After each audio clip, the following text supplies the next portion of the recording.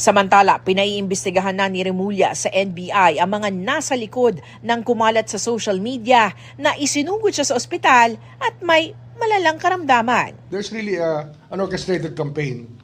I don't know for what purpose, pero tingin ko, it's part of the propaganda machine. Ayan. So, dinala daw siya sa ospital. Okay, paliwanag natin mabuti. Dinala sa ospital at ang sa tingin niya, sinasabi niya fake news to. At sa tingin niya,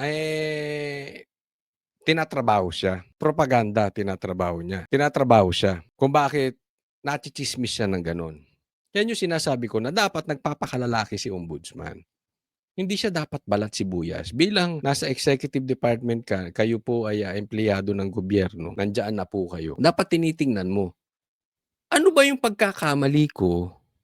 Bakit gusto ng taong bayan mamatay ako? Ganun lang, simple yun eh. Si PRRD, wag naman sana, pero kikita naman natin ng pangangatawan. Halos konti na lang kukunin, malapit na. Pero ayaw ng taong bayan pinaglalaban si PRRD. Ikaw, konting balita na na-hospital ka, di umano, parang gusto nilang mamatay ka na. Bakit ganun? Dapat may tingnan mo rin yung sarili mo, baka may pagkakamali ka. Bilang opisyal, public official, hindi ka dapat matatampuhin. Ito ka na naman hahabulin mo na naman yung mga vloggers.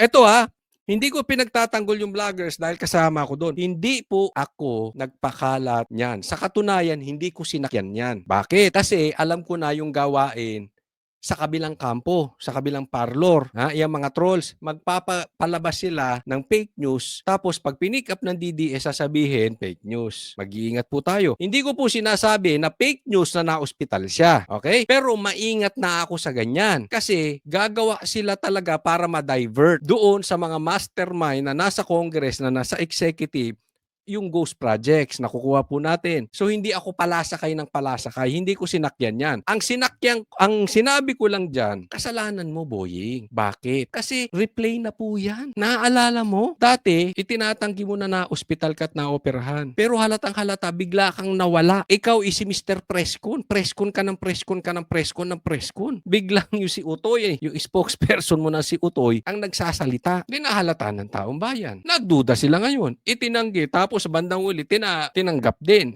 Inamin din. Same scenario ngayon. Bigla kang nawala. Ikaw si Mr. Announcement. Si Mr. Preskon ka, bigla ka hindi nagpe-preskon. Mag-preskon ka, mayroon pang oxygen daw. But for me, that is not the issue. Ang sa akin, Ombudsman, hindi ka dapat balat sibuyas. Titingnan mo. Ano bang nagawa kong mali sa bayan natin? Bakit parang tinatrato? Ako hindi ko sinasabi ayokong mamatay ito. Kasi hindi po nasa akin ang paghuhusga ng buhay ng tao. Yan ay nasa Panginoon lang. Okay? So hindi ko siya uhusgahan kung kailan siya mamatay, kung bukas o after 200 years. Hindi na po sa kamay ko yan. Ang nasa kamay ko lang, sasabihin ko yung mali niya. Diba? Bakit gusto kanilang di umano sumunod kay Akop? Ganyan ang galit nila sa'yo. Tingnan mo rin yung pagkakamali mo. Of some political